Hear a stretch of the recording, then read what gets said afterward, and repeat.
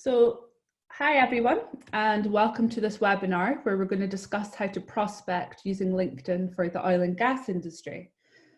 Some of this content is going to be generic, but I'll be focusing more specifically on the sector from time to time, pulling on some of my own experiences and that of our clients. I've helped a number of companies in the industry to build their strategy around LinkedIn so that they can start getting results and measuring the impact it's had on their sales pipeline. So I hope that you can either use this to kickstart or enhance the way that you're using LinkedIn to prospect right now. I'm going to cover current statistics, why you should be using LinkedIn if working in the sector, and how to get focused. And we'll cover some key points that you should be thinking about as we go, which will create some actions for you. So where are you right now? Maybe you're spending hours every week on LinkedIn, but you're not getting any leads. Perhaps you're trying to connect with others, but they're just not accepting. Or maybe you've just joined and you're wanting to know what all the fuss is about. So what if you could get to the point where you're getting regular leads to follow up on, constant engagement from your content, and relevant contacts inviting you on a daily basis to connect, a process to follow so that you're able to measure your LinkedIn activity. So if you're ready to take action, please have a pen and paper at the ready and listen in. And we'll take questions, like I said, at the end. So before I get started, just let me introduce myself. There's a few people on the webinar that I haven't met before. So I'm Sarah Downs, the Director of Ducaru. We're an Aberdeen-based management consultancy supporting energy and technology companies to grow their sales. I've personally been using LinkedIn for almost 10 years and now get regular inbound inquiries from the platform. So I'm a great believer in social selling. I've been working within the oil and gas supply chain for 8 years now and get regular feedback from buyers on how suppliers are selling to them. And if using LinkedIn, what are they looking for when they view your profile and your content? There's a lot of great LinkedIn training out there, and I'd highly recommend that you take advantage of it. However, the more generic training is not going to touch on oil and gas case studies and what to do specifically for the sector. So I decided to create this webinar to help you along your way. So why should we be trying to stand out with an online approach? More people are online right now than ever before. Engagement is going up every single day, so jump on the opportunity and get focused on your content and how to deliver. We need to invest our efforts into marketing and social selling right now. There's no better time to get in front of clients online, especially while most are working from home. This has created extra time in our day to spend networking and on our own education and collaborating with others. There are more ways than ever to communicate how you can add value to your clients and spend time with them planning for future projects. I often hear people say that online doesn't work for the type of business they're in. I disagree. I believe that if you up your game on building both your personal and business brands online, that it will help you grow your business within any sector and business type. You'll need to start now and get perfect later. Use this time to educate yourself with YouTube videos, articles, and online training. When I look back at the first posts I put out on LinkedIn, I cringe. It's taken me a while to get to where I am today. Your social selling journey is just that, a journey. You won't be perfect straight away, but please don't let that put you off getting started. When prospecting at events, in coffee shops, and at industry trade shows is no longer an option, building an online presence is an absolute must for us all. So let's talk about LinkedIn and why I think it's the most effective platform for those of you working in the oil and gas sector, or in that fact for any other large B2B corporate environment. I've used Facebook, Twitter, starting on Instagram and online forums, but none compare to LinkedIn for social selling in the sector. By using it as a prospecting tool and doing it well, you'll create a global network, get leads, and eventually win business. That's why you're all here, right? As the world's largest professional networking site, LinkedIn connects industry professionals with each other. It's a powerful channel for establishing thought leadership and has an ever-growing source of high-quality content. Let's see how all of this translates into numbers by looking at some of the most up-to-date statistics. I've just pulled these this week, so hopefully they're as up-to-date as we can get. Launched in 2003, LinkedIn now has 610 million members, of which 303 million are active monthly users, and 40% of which visit the site daily. This stat is a few months old, so I can assure you that this number will have increased dramatically in the last few weeks, with more people being online and looking at new ways to win business. 90 million senior level influencers and 63 million decision makers use LinkedIn. Many of them may not be answering their own emails, with PAs doing it for them, but most do monitor their own LinkedIn profiles. I've asked this same question to many of the MDs and CEOs in my network. They use LinkedIn to educate themselves and connect with other like-minded business leaders. The platform also gives them insight into what the supply chain are up to, what they're saying about their business, and if there are any new offerings and technologies that they might be able to take advantage of.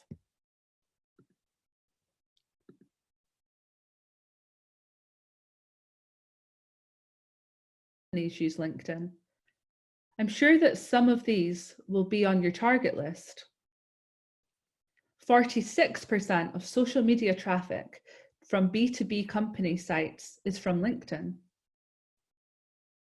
You can track this for your own website by using tools such as Google Analytics. LinkedIn is responsible for 80%. Yeah.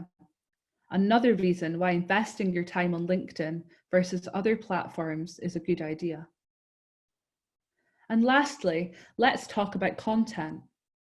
Only 3 million LinkedIn users share content every week, making up a tiny percentage of overall users. This might sound like a negative, but it actually creates an opportunity for each and every one of you. It's quite simple. To stand out on LinkedIn, you need to create content consistently. This can be in the form of posts, comments, articles, and videos, which I'm going to talk on in more detail later on. If you want those decision makers we spoke about earlier to notice you and your offering, creating content that will be noticed is going to make a huge difference. It will show up on their feed, but it'll also help you take them from suspect to prospect within your sales funnel, which we're going to talk about soon.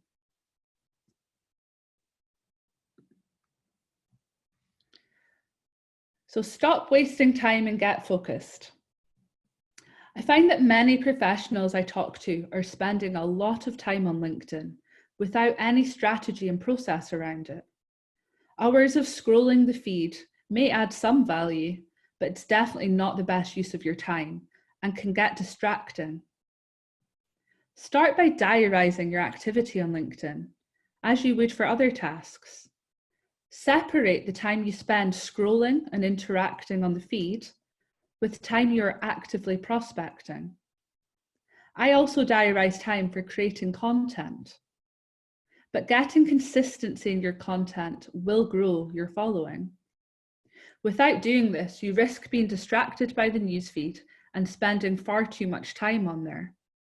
I'd recommend writing at least one article per month, engaging daily with likes, comments, and shares, and creating at least 2 to 3 posts per week with different content types. This might sound like a lot of work, But if you identify the time to do it, you'll be able to start creating a habit around it. Think of all the time you're saving right now by not commuting, going for coffees, doing school pickup, etc. It's the perfect opportunity to grow your connections, your following, and the engagement. So what does your sales funnel look like right now? For many of you, it's probably a little skinny on top. Most of the businesses I talk to are not doing anywhere near enough prospecting actively for their businesses. They get wrapped up in nurturing existing relationships, client account management, and operations of business. I run a business myself, so I completely understand the challenges. But it's all important, but without feeding that funnel, it will close up. Some businesses can survive on referrals and repeat business alone, but not many of those will see growth by doing so. If you want to take control of your pipeline, you need to start prospecting. For those of you on this webinar working in large B2B corporate world, such as oil and gas, you'll understand that it's often not as easy as just picking up the phone or walking into a prospective client's office. Many buyers have layers of protection, or as we call them, gatekeepers, to get through. And you need to stand out from everyone else when trying to talk to them. You really need to do things differently. So how can we use LinkedIn to do so? There's a few ways, but I think a mixed approach will definitely help you. For example, by reaching out directly and connecting, but not sharing any content, what value are you adding to this new connection? And if you're creating great content, but not actively reaching out to anyone, how do you know that they're going to see it? You're then relying on your second and third degree connections to engage and share it with them. So in other words, to get the most value on LinkedIn, you need to do both on a regular basis. By doing this, you're naturally going to start feeding your sales funnel and create a more sustainable pipeline for your business. So what do we need to be thinking about? First of all, let's talk about your profile. You should get this as up to date as possible before spending too much time on prospecting or creating content. At the end of the day, this is what you're driving those prospects back to. I'm not going to go over every section in detail, as this is not a LinkedIn training course, but I will note a few very important factors, a top 10 if you like, which I feel are key, especially for those selling in our industry. The buyers are commenting on these areas when I talk to them. So let me just go over a few. So first of all, your profile photo. This needs to be professional. This isn't Facebook or Twitter or Instagram. The amount of people showing holiday snaps or humorous photos and things even covering their faces is not great. There's sunglasses, I've seen diving helmets, hard hats and goggles. People want to see who they're talking to. I once had a guy reach out to meet with me, and while on his profile photo, he had a full beard and long hair. When I was waiting for him at the Village Hotel in Aberdeen, walking round in circles looking for this bearded man, I couldn't find him because since taking that photo, he decided to shave it all off. So please make sure this photo is up to date. Second, get rid of the ugly blue banner. For any of you that still have it, you'll know what I'm talking about. The blue banner that sits just above the profile photo. That's an opportunity. Brand it up. Say something on there. And if you don't know how to create one, use a tool called Canva, which will size it perfectly for LinkedIn. 3, your headline. It's not just for it to be a job title. Think about it. What solution do you provide and to who? If you can mention that within your headline, people are going to find you easier. Your summary. Why should somebody do business with you? What skills and expertise do you possess? What makes you different? This is a great place to mention those. 5, your experience. I'm constantly seeing people not connected with current and previous employers. If you're looking down the experience list and not seeing logos, then you haven't connected with their page. It's quite simple to fix. You just go in and edit it and start typing the business in again, and hopefully a page will come up with a logo. Education. Feel free to add in anything that you're currently working towards, not just what you have already. The date options will help you do this. 7, volunteering. Don't miss this out. People like to see what you care about. And as we say, people buy from people, so they want to get to know you. Number 8, recommendations. Please ask for these and try and boost this part of your profile. Also, think about who you could give a recommendation to. Maybe it's a supplier or a current or ex-colleague. Give them a nice surprise. Most of the inbound leads that I personally get on LinkedIn mention my recommendations. This shows me that people are looking at these. And for oil and gas operators and large contractors, they've told me that when they're on your page, they are looking at that area. It's all well and good you saying you're amazing at what you're doing, but what do other people think about you? Number 9, accomplishments. Try to remember and add any awards that you've been up for, accreditations that you've been awarded, etc. It's good just to keep your profile up to date. And lastly, your contact details. I'm often going into contact detail areas and seeing, somebody's moved from wood to petrifac, for example, but the email address is still the petrifac one. Or mobile numbers on CEOs' profiles that I know fine well they don't want people getting. So have a look, one, at what's there, and then check your privacy settings to see what you want other people to see, whether they're a connection or not. On that section, also check the industry that you're under, whether that be oil and gas, professional services. Just make sure that it's the most relevant for you now, because it's something you've probably set when you built your profile on day one. Hopefully that helps those of you who haven't completed your profile yet or want to just refresh it. And I'll share some info and recommended training courses towards the end. So if you want further training in this area, that you could get it. But the most important thing I always say to our clients is be yourself. I see so many people trying to be someone they're not online, and it doesn't help build relationships. People are online to connect with people. They want to get to know the real you and build relationships that they can take offline. I'm sure that you've all heard before, people buy from people. So just remember that with everything you post. Humanize it. I also wanted to note that having a business page is important, but please do not rely on this for prospecting or for people seeing your content.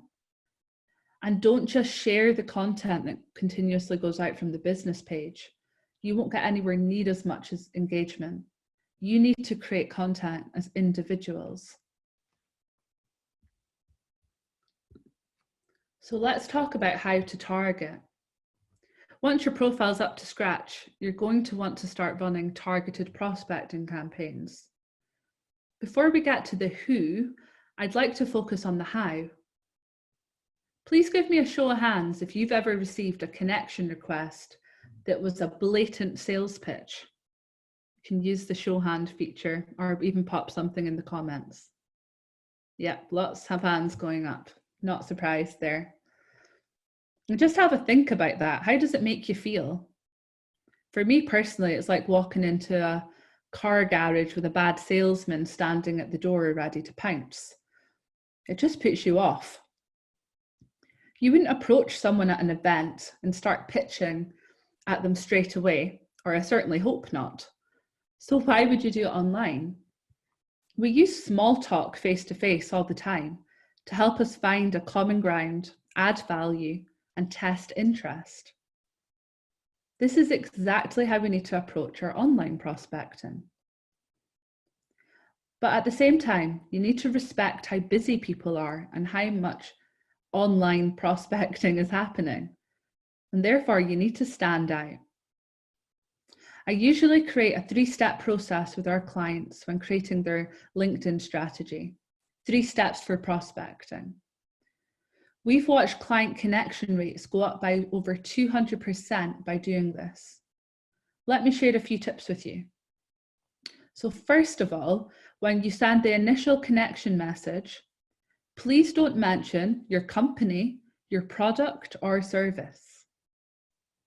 Lead with asking to connect with a like-minded professional and note specific areas of interest, such as the industry you both work in, to build rapport. This is where many go wrong. The prospect will see your name, your job title, your company straight away, so don't waste those valuable characters repeating the same information. As soon as you start trying to introduce yourself, people will feel like you're selling to them. So just ask to connect with somebody like-minded. Secondly, once they've connected and you have the opportunity to send them another message, please thank them for connecting and offer to have a call or chat to learn more about them and their business.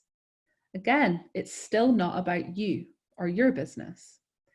Ideally, use a personal video or a voice note for this. These are new features within LinkedIn, and the success that I'm seeing from using these is twofold. Everyone's being bombarded with messages just now, so stand out. You know as well as I do that most will dive in at that stage with a pitch, a link to their website. So it's your chance to be different. 59% of senior executives would rather watch a video than read text. LinkedIn has given us this feature to use. It's no cost, it's on the free account, so use it. If you're not comfortable on video, then voice note is the second best option, but putting a face to a name always helps. There's a 2-minute time point on these, so it needs to be short and sweet. But it's amazing how much you can say within 2 minutes. Just practice. And number 3, whether that new connection's replied to that second message or not, it's time to send the third message. It's up to you how long you take to do this, but please remember that people are busy, so don't take it personally if someone doesn't reply straight away. It might take them a while. Once connected, you're able to send private messages as often as you'd like, but please don't bombard them. I'd suggest leaving it at least a few days and then sending something of value. Maybe an article, a link to a webinar or lunch and learn that you're doing just now. Or even just another video with something valuable in it. Just work on building the relationship. This is the stage that your conversion rate will likely increase. What I will note is that if you're connecting regularly but not tracking it, you're going to lose track and struggle to measure what's working and what isn't for your network.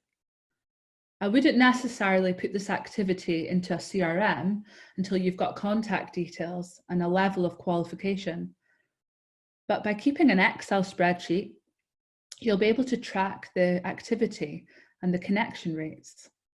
I would personally track when you send the prospect the connection and then note when they connect, when you send them that second message so that you can keep track and know when to send them the third if they don't reply. If they reply, then you'll be sending something much more personalized to what they've said. So now we've spoken about the how, let's talk about the who. So buyer personas. Identifying your buyer persona up front is going to help you while searching on LinkedIn and with what content to use when reaching out. Have a think about one client on your target list right now. Who's going to make the decision on whether or not they're going to buy from you? Is it one person or maybe a full board of different buyers? What about if you have a new technology to sell into an operator? You may need the CEO or MD, the CFO, HR who are going to care about the change management, the engineering directors, the supply chain managers. A lot of different people that care about a lot of different things. You need to ask yourself a few questions about each one. So first of all, note down who they are. Then you want to ask yourself, who are they? Give an idea of job titles. What do they care about? What content would they likely read? And what solutions are they looking for? What keywords are you going to need to use? 3, where are they? Will the time of day that you connect or post matter? Are they in a different time zone if you're sitting in the UK but targeting Australia, for example? And who else do they know? This is a question a lot of people forget to ask themselves. There might be someone in your network already that would be happy to introduce you to them within a private message, just to help start the conversation. By being clear on who those people are, it's going to help you with your searches, how to filter the search, and most importantly, which type of content you need to have on their feed and send them directly to get engagement. For any of you selling to big businesses right now, you're likely having at least 3 buyer personas per company. Take some time after the session to map out who they are and what they care about. It's really going to help you while prospecting.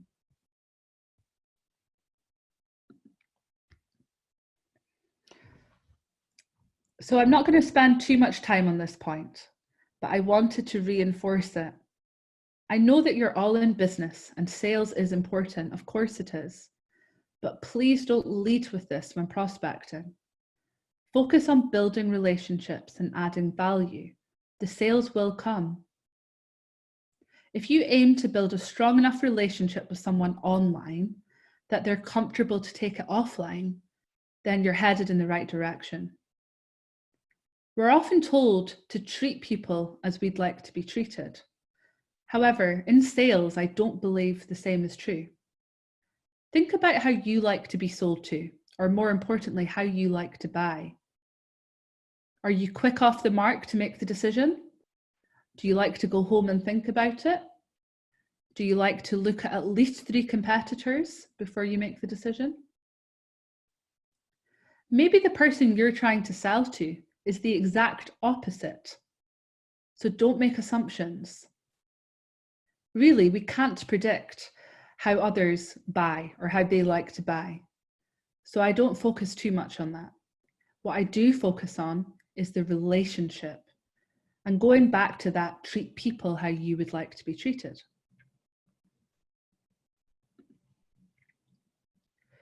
We've spoken about video content already, but I just wanted to add some more meat to the bone and help you realize how important it's becoming. Can you give me a hands up if you're already using video content for your business as a marketing tool?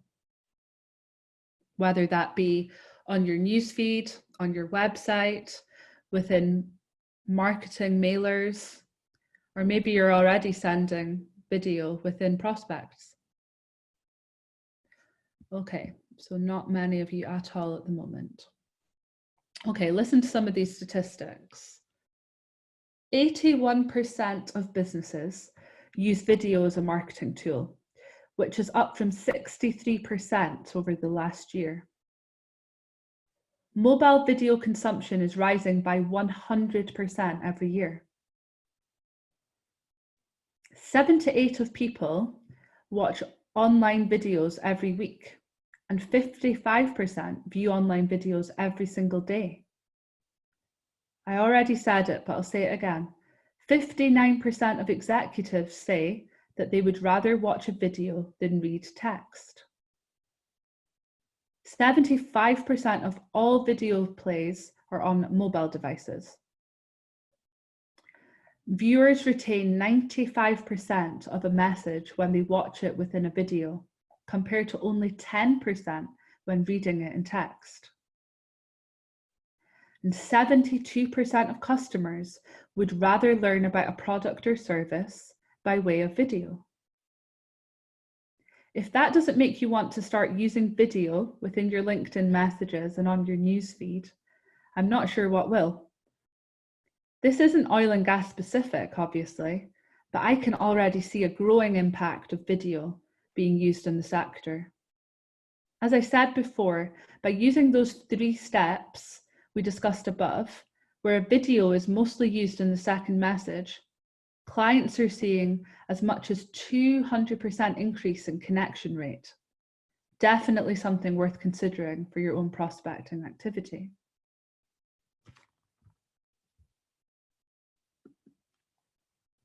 So hopefully this webinar has given your value and given everyone something to action. Here at Ducari, we offer various services to support our clients, and today we've touched on a very simplified version of some of the elements within our Ducari script. I hope that I've given you all some ideas on how to refresh your LinkedIn strategy. But if anyone wants specific help in a particular area or support in creating a strategy for your business, then we can definitely help you. Please get in touch with me to set up a call at info@ducari.com. And for those of you that want some help, as I'd said before, I would recommend doing some training. Stacey Edgehill, who's actually on this call just now, runs LinkedIn courses, which she's taken online and is running every week just now. Stacey's been very kind to add an extra discount to anyone watching this webinar. So please just quote Ducari when you get in touch with her. I've personally put many of our staff through Stacey's training and can recommend it.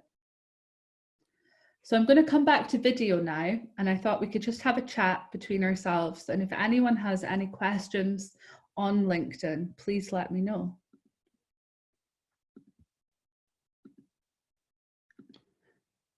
I just need to unmute to everybody.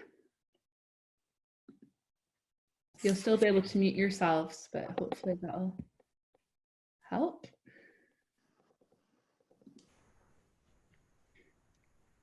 Could everybody see me again? Oh, here's Stacey. Do you want to say hi to everybody, Stacey? Thanks for that, Sarah. Some really good hints and tips there. In fact, anybody would have been in my course, but you haven't, so I'm glad to say that we're singing the hit sheet. And yeah, delighted if anybody does want any further, more in-depth training to go through it with them at the prices that you mentioned. Yeah, perfect. Thank you, Stacey. And when's your next course? The full one will be on Thursday morning this week. I'm doing it every Thursday and it'll alternate. So this week it'll be morning and the next week it'll be afternoon. The other ones I haven't scheduled because I'm waiting on demand. So if anybody wants the other one, let me know and we'll put in a date to suit them. And then if anybody else wants to join, they can. Okay, perfect. Thank you. Has anybody got any questions or comments they'd like to discuss that we've gone through today? This is Alistair. Do you have any comments on being the premium LinkedIn or whether you just stick with the free LinkedIn? I'll answer that on my opinion and then maybe pass that back to you, Stacey, just because you're dealing with more LinkedIn direct. In my personal point of view, unless you're using every single feature well on the free version, unless you are like a recruiter or working, you know, with a sales team of hundreds, then I would stick to the free version.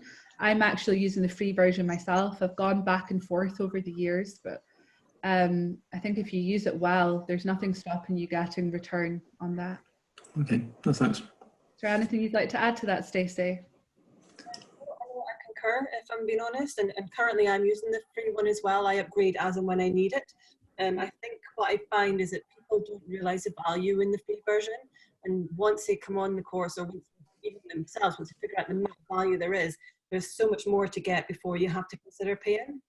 What I would say is if you do pay, and if you just take it, for example, say a month or two, when you then, if you decide to go back to the free version, you're actually penalised quite a lot because LinkedIn then knows that you like it And things like if you're searching for people, it'll cut your searches so that on day one you might run out, whereas before you would have had longer.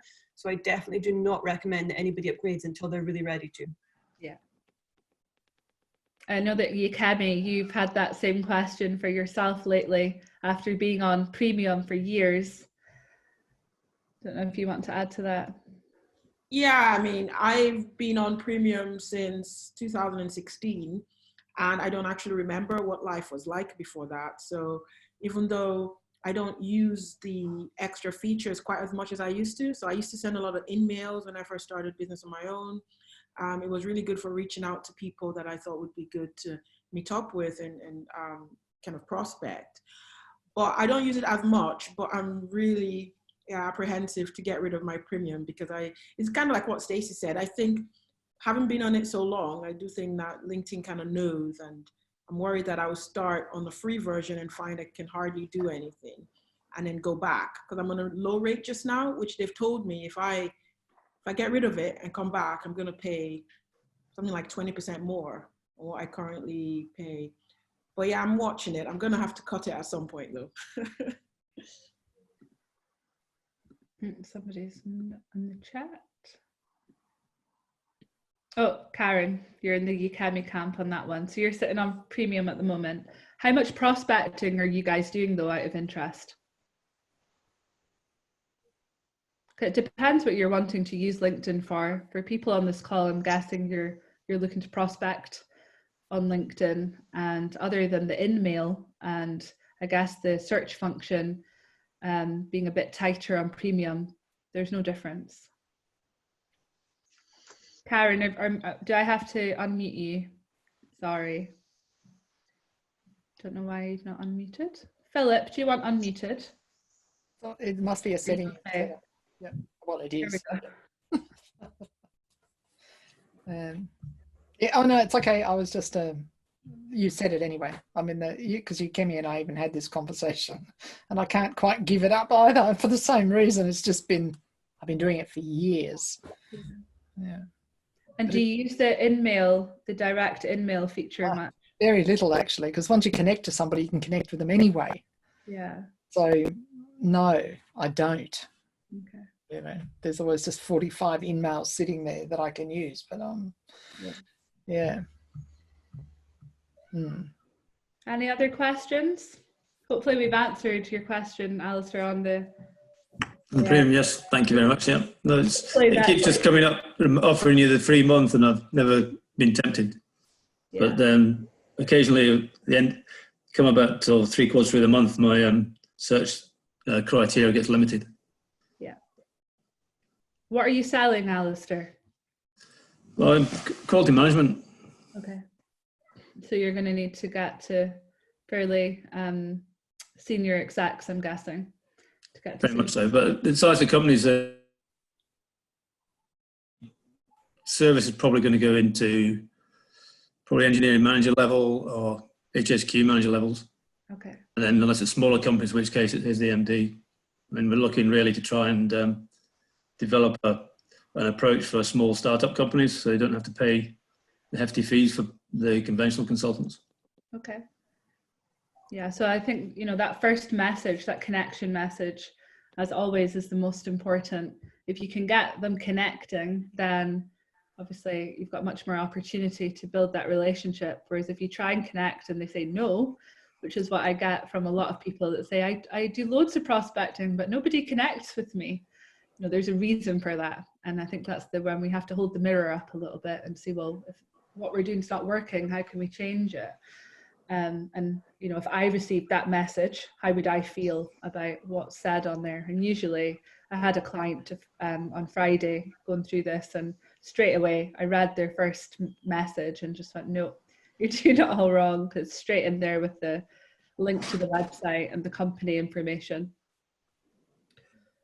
So, any other questions?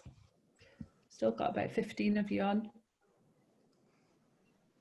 If anybody isn't managing to unmute, just pop a message in the chat and I'll see what I can do as well. Oh, Philip, sorry. I don't know what I've done with the mute function today. Unmute. Is that it? There's questions in the chat, Sarah. He's asking about security. Oh, sorry. Okay.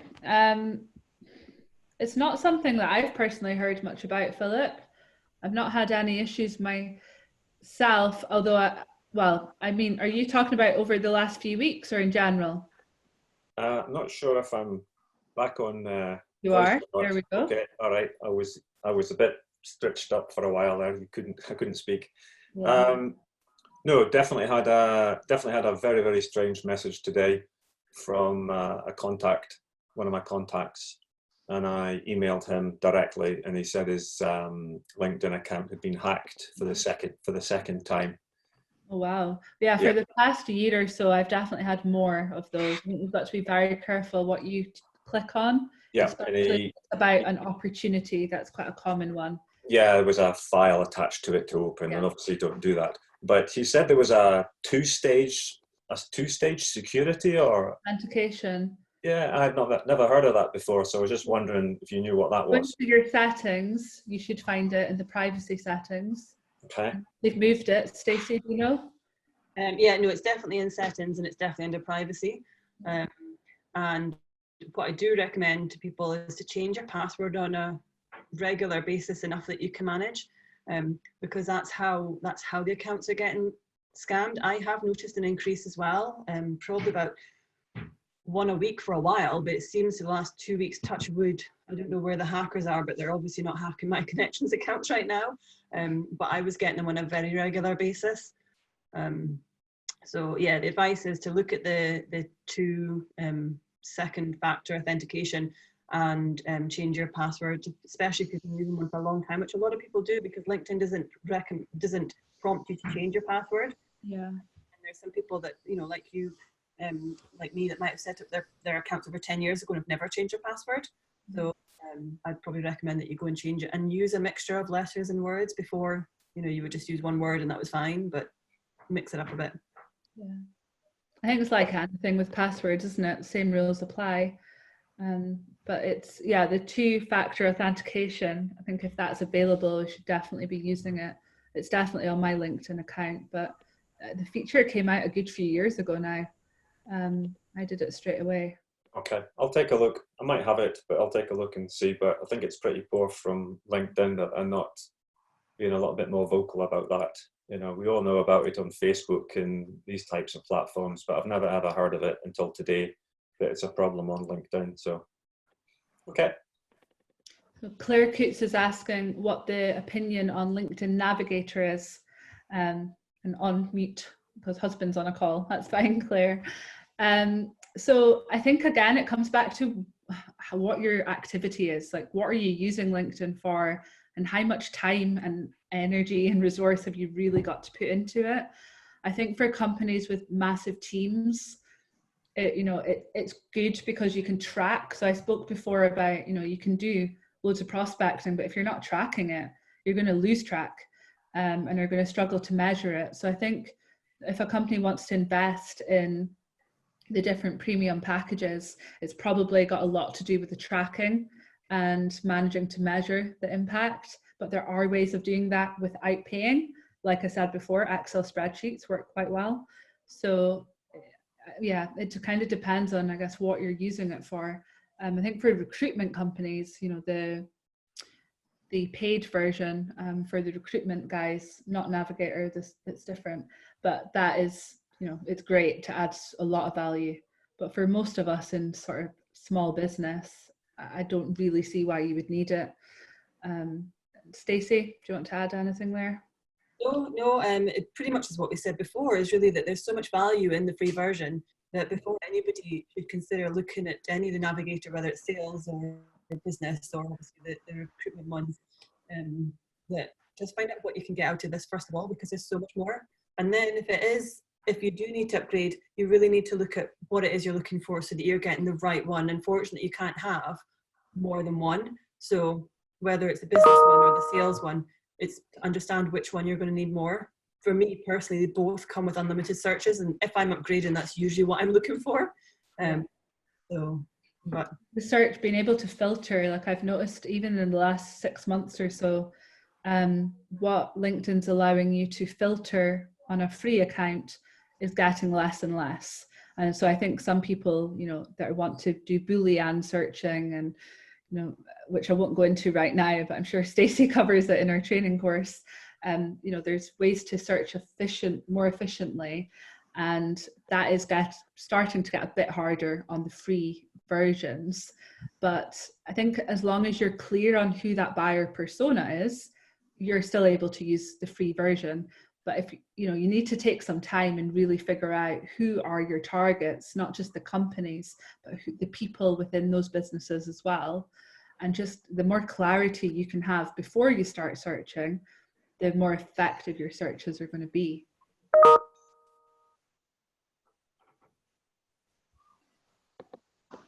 So any other questions or comments, or anyone want to share any experiences? Just in terms of, because you used to be able to get email addresses from your contacts in LinkedIn, but that's not possible anymore, is it? Yeah, once they're connected, if you go to contact info, so if you're on a screen like a computer, it'll be near the top, and if it's on the phone, it's right at the bottom now, I think, of their profile. But again, it depends on whether that person wants you to see their email. You can easily see it, but you used to be able to extract your own contacts information, but now you can't get emails anymore. Is that right? Yeah. You could export the whole. Stop people spamming. Yeah. Stacey, were you wanting to say something there? no, I was just saying that's correct. You can still go and export all your information, so you still will get everything put into an Excel spreadsheet. It's in the settings, and you can still get it, and you will get all their, you know, their name, their job title, their company, their location. But they actually LinkedIn removed the contact details from the minute GDPR was mentioned. And the minute we started talking about GDPR, they got rid of that. And it used to be a really handy tool. I used to download it on a bi-monthly basis and take my contacts from it, but you can't do it anymore. I still use it sometimes for prospecting, because I'll then go and see who my contacts are, see who I need to update, if there's anybody in particular. But yeah, you won't get a list of all the email addresses. You might find one or two, but not a lot.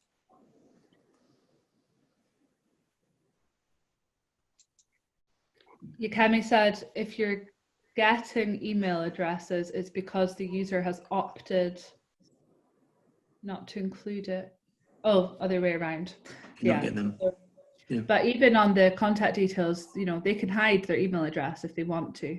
So for the people that are just going through contact by contact, and often they're dated or outdated email addresses as well. Like I said, you know, someone's moved from, you know, wood to petrified, for example. Yeah. So it is good to make sure that your own contact details are up to date. I personally, when I used to be able to download that list, I wouldn't just chuck that into a CRM, because as you all know, a lot of it was Yahoo and Hotmail accounts. It wasn't business accounts, and it just clutters CRMs.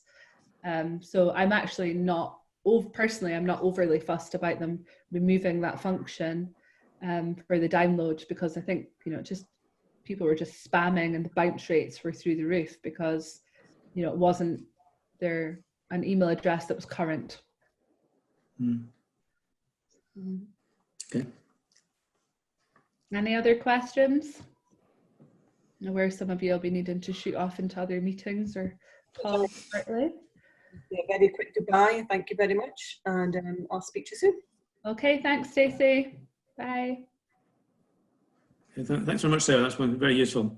You're very welcome. And like I said before, if you have any questions that come up following this, just drop me a line or get in touch. Connect with me on LinkedIn if you're not already. That'll be an easy way to message. And wishing you. I see you regularly. Yeah, wishing you all the best as well with your own prospecting efforts. I know that it's going to be pretty crucial for all the businesses out there just now. But yeah, having all the profile up to date and as rich content as you can possibly get, all the feedback that I get from especially the operators, I'll say to them, you know, when you were found out about this company, what research did you do? And one of the first things they always say is LinkedIn, and that's company, but also personal accounts. So it is important, you know, businesses are using it.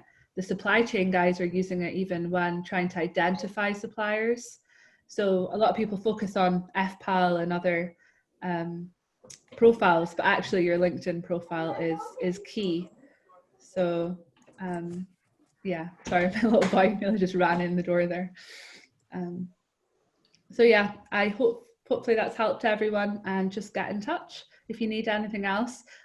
For those of you that haven't already, we do have a Ducaru app. It's free to download for both Apple and Android, and any webinar that Yukemi or I do will be saved onto the app. So it's there for you to use and to share. But there's also people, everyone within that app is from the oil and gas industry, and they are connecting and networking within the app, and there's other resources that might help you. So feel free to download it. And yeah, just let us know if anyone needs any further support. Have a great week. And that's us in week 3 of isolation. So I know for you, Philip, it's quite normal because you're used to working from home. For me, it's not, and having a 3-year-old around is, yeah, challenging. So thankfully I have a husband on furlough that's able to escape with him when I have to do things like this. There's another webinar on next Monday that Yukemi is running, which is all about taking your offline network that you have already online. So if anyone hasn't got the link to that yet, Yukemi, you might want to chuck it in the group, or we'll be sharing it on LinkedIn. So just keep an eye on the page and you'll see it. So it's next Monday at 2:30. So I'll say goodbye now. Thank you all for joining us, and we'll see you again soon. Have a great week.